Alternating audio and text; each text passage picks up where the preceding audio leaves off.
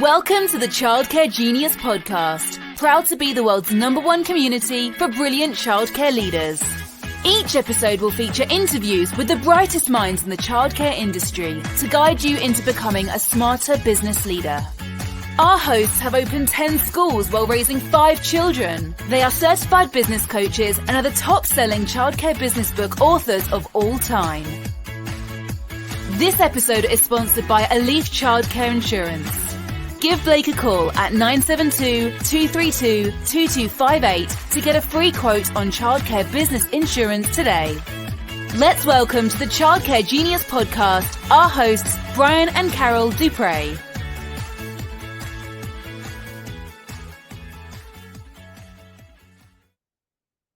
Welcome to episode 61 of the Childcare Genius podcast. I'm your host, Carol Dupre.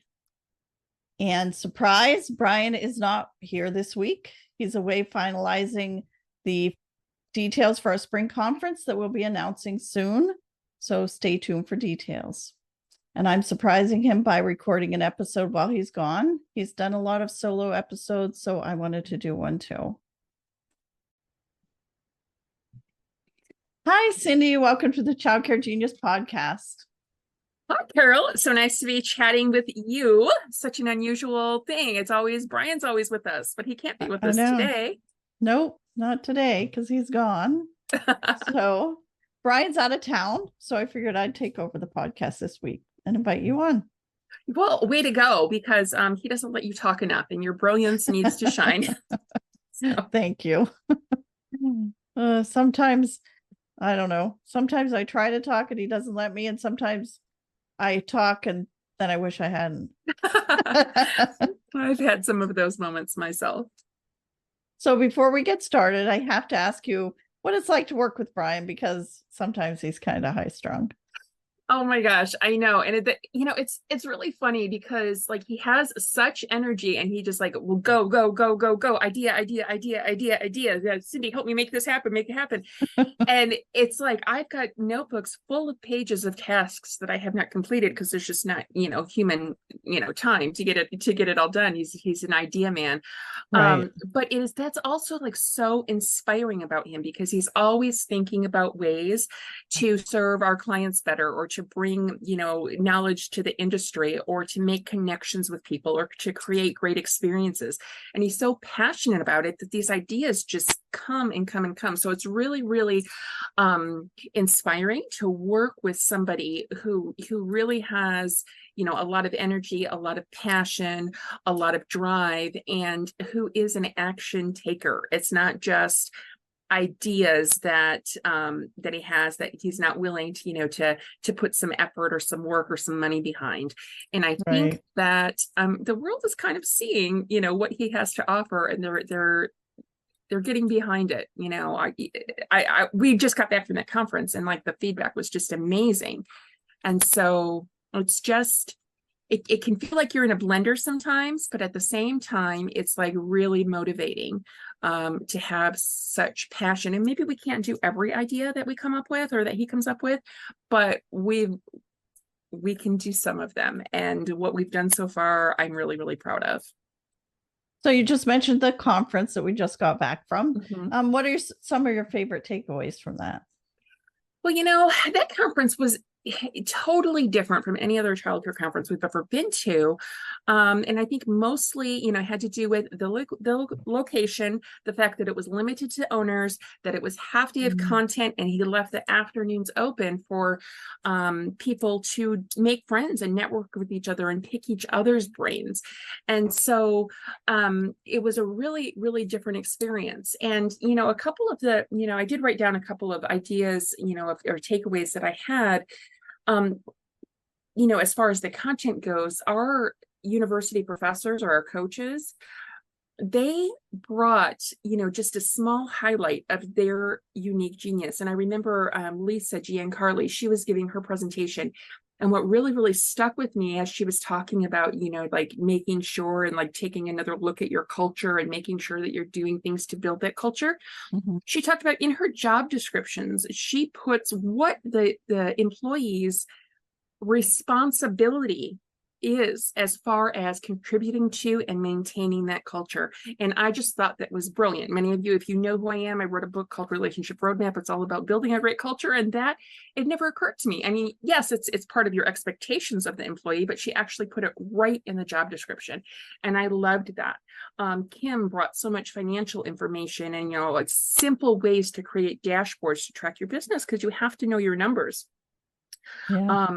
I learned that the people that were in attendance are truly geniuses themselves, because the tips that they were sharing, the networking that was happening, the back and forth conversations that were going on, it just opened my eyes again to how smart our community is and how open they are to new ideas. And, like there was a lot of talk about diversifying your income with, investing in real estate or, other types of opportunities, so that way all your eggs aren't in one basket. And the way that our attendees were just like, I want to learn more about that. I want to do that, or I'm already trying to do that. And so it's more than just childcare. It's like there's so many different ways that this community of business owners are geniuses themselves. And, just the pool in the community, I was just, I don't know, just truly inspired by what I saw happening at the conference and the way people were networking and sharing. I agree. I think that the networking was great, how people just automatically, and we all had bracelets. So we knew who was in the university and who wasn't, and who was in our group. And so when people got to the pool, they could talk with each other. And I think that was wonderful. And my sister, who's a doctor, I was talking to her about it. And she said, one of the things she hates about conferences that she goes to is that it's the conference and you're done and you're tired, and then you can't see anything in the area. You don't have time to, do any sightseeing or anything like that. So this gave kind of the best of both worlds for that. Yeah, it really did. And I mean, the feedback we got was amazing. I mean, I looked at the surveys after the fact, and everybody was giving, 10s. And another thing that, kind of really, I guess, I don't know if it wowed me, but it surprised me and made me happy, is that every single one of the speakers was circled as the favorite on the survey by somebody. Every single one of the speakers got through to somebody so much that they were circled or chosen a couple of times. So sometimes, one speaker beat out Brian or me or you or whatever, but every single person made a difference to somebody. And so, I was really, really pleased with that, because we put a lot of work into, planning and scheduling. They all did such a great job. Such a great job. And I consider you an expert on workplace culture. You did talk with some ideas that Lisa gave for hers, but what are some other tips you can give our audience for improving workplace culture? Okay, so I could talk about this forever, so you might have to jump in and stop me or ask questions. I was thinking about this, and there are a few myths about how to build a workplace culture or how to make your team happy. Sometimes people think that like pizza parties and donuts are the answer, and if you bring in some food or some treats, that is the thing that is going to turn your team's mood around because they're not hangry anymore, stuff like that. But that's really just kind of a Band-Aid on a symptom. If you're having a whole lot of grumbling or call outs, or you're having trouble getting people on board with your intended culture, it takes a lot more than that. It takes, building relationships, and it takes, noticing and appreciating the efforts that they're making. It takes, if they're doing a really bad job, to say, hey, I see that you're trying here, but really this isn't what we're looking for. And I want to give you the tools that you need to live up to our expectations. And so we're going to provide this training for you, or we're going to team you up with a teacher who already knows this a little bit better. So that way you can rise up. It's investing in them, and it's showing them that you care and building that relationship, asking them about their kids or about their vacation time, things like that. So there's lots of different aspects that go into building a great culture, but really it's all about relationships, noticing and appreciating. So, that's really important. Another myth is, and I've said this one many times, so this isn't old, but, sometimes we think that it's easier and safer just to make a general announcement to the whole team that everybody needs to remember to be at work on time, or everybody needs to remember to wash the snack dishes before closing down, or whatever it is, when really there's only one or two people that need that message. And so what happens is everybody in their head is thinking, oh, she's saying that because, Kylie over here is the one who always does that. That doesn't apply to me. It applies to that person. And then the person it applies to is thinking that it applies to somebody else. So it starts like gossip and favoritism and things like that among the team. And then the person that really needs to hear that message is tuned out. So it doesn't really make a difference. It doesn't allow room for growth. But we're caregivers, right? We want to make a difference. We want to care for people. And we have a hard time in this profession. People in this profession, especially directors, have a hard time having those hard conversations and critiquing or instructing or correcting somebody. So we just tend to post a memo, make an announcement, and it doesn't do the trick. Another thing about culture is making sure that you have the proper training. A lot of people think, oh, it's just taking care of kids. They don't, half of them can't even talk. It doesn't require a lot of training. You just have to, keep them alive and keep them fed and, keep them happy. And really, the more training that you can provide your team, whether it's like brand training on how you deliver your service, or it's child development training or curriculum training, whatever it is, that professional development really goes in to making sure that they have the tools that they need within themselves. So when they're having a frustrating day, they can remember that seminar that they went to, or that workshop that they had to attend, and like, oh yeah, there was some techniques for when a child was having a meltdown, and you equip them to do their job well. They see that you invest in them, and then they're more likely to have a better experience in the workplace because they know what to do. They've had the proper training, and they feel a little bit of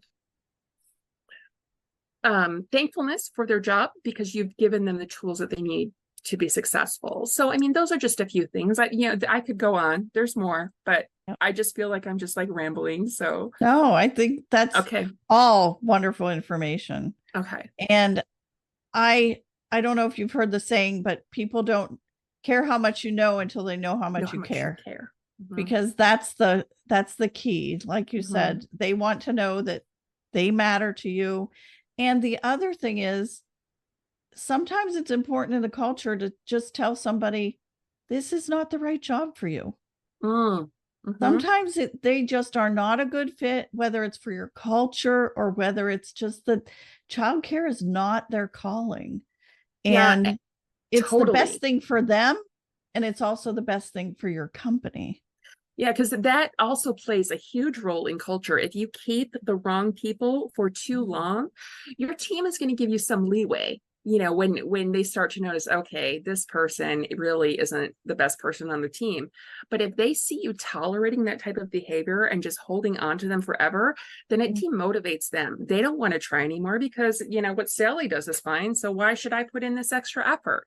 And pretty soon they're going to start looking, your best employees are going to start looking for something else if they see you tolerating people that don't belong. So I love that you brought that up, Carol.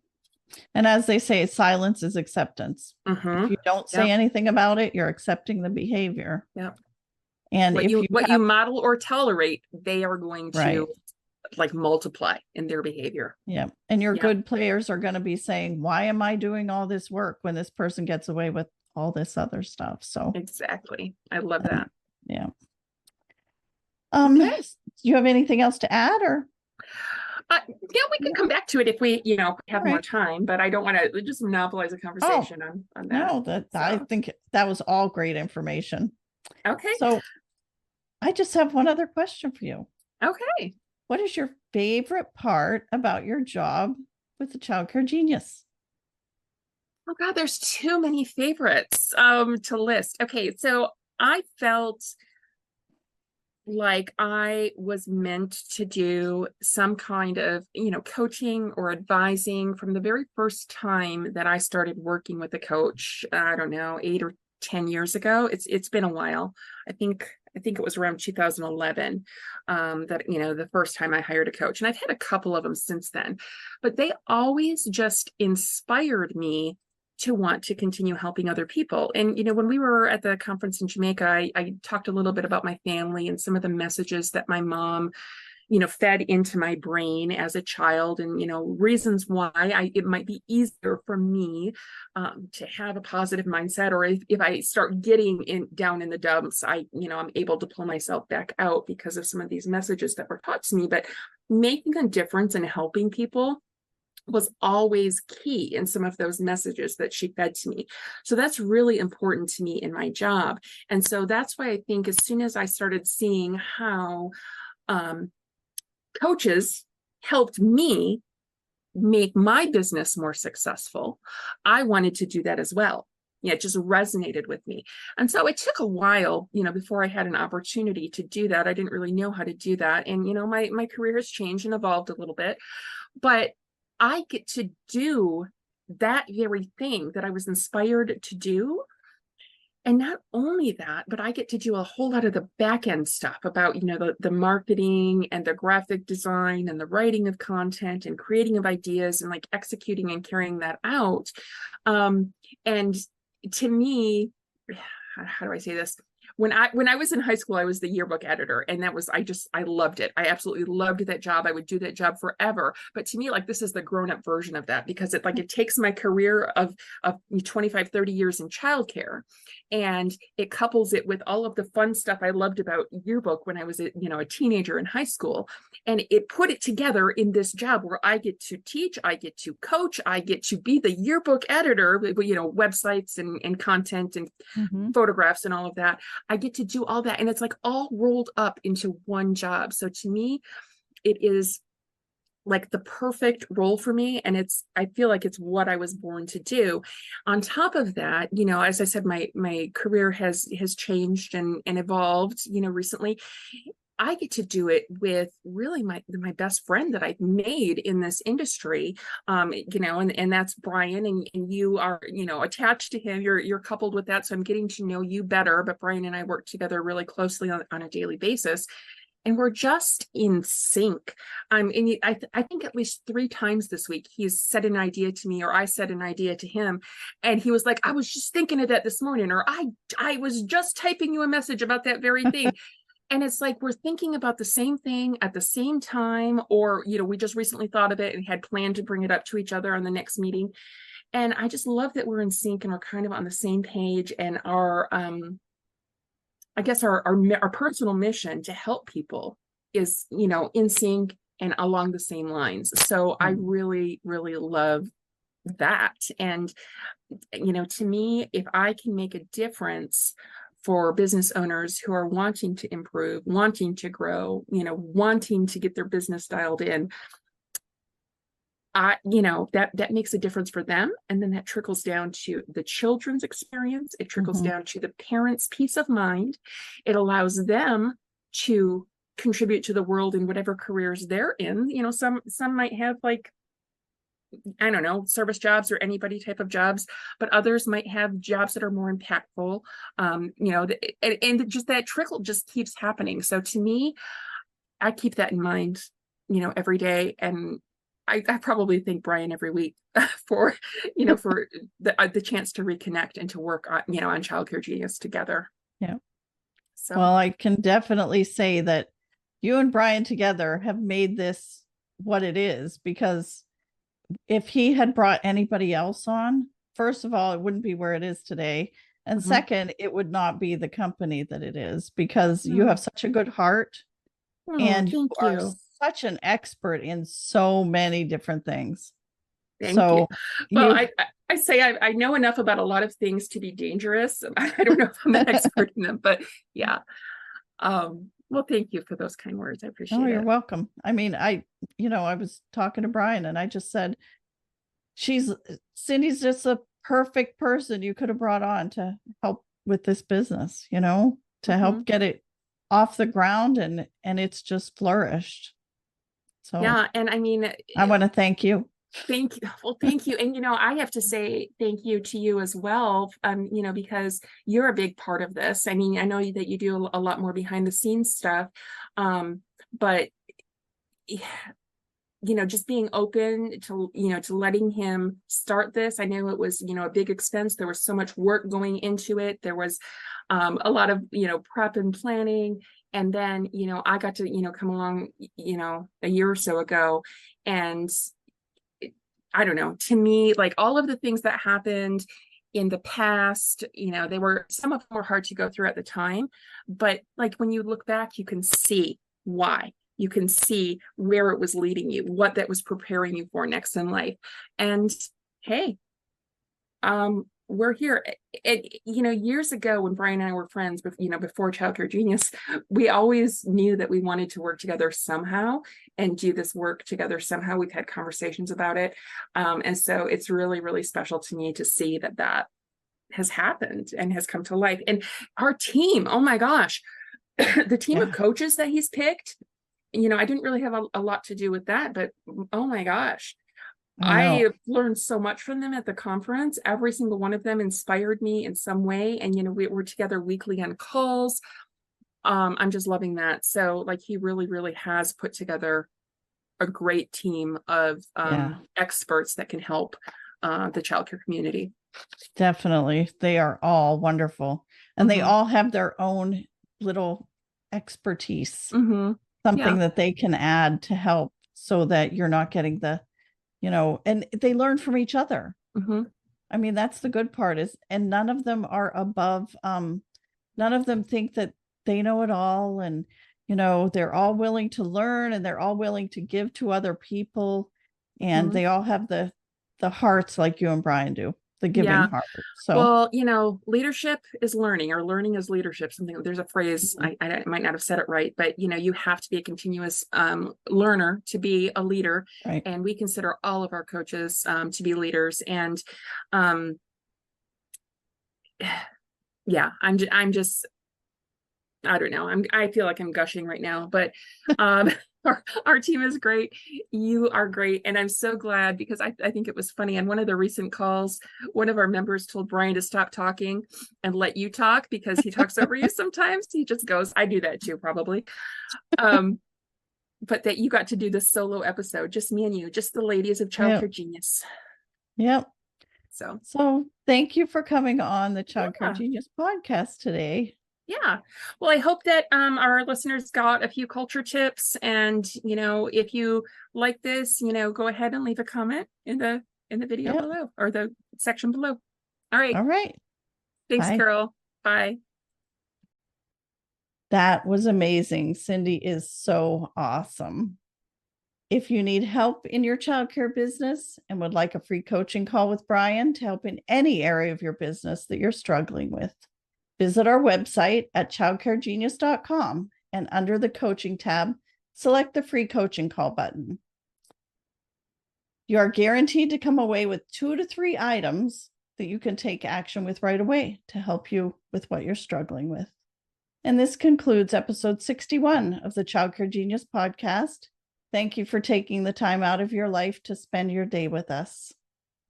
Just a reminder to hit the subscribe button so you won't miss a future episode of the Childcare Genius podcast. And we'll see you next week. Bye. Thank you for listening to the Childcare Genius podcast. If you enjoyed the show, please do us a favor and hit the subscribe button so you don't miss a future episode. Don't forget to visit our website at childcaregenius.com to see a list of services we offer to help grow your childcare business. Until next time, thank you for being a part of the Childcare Genius community.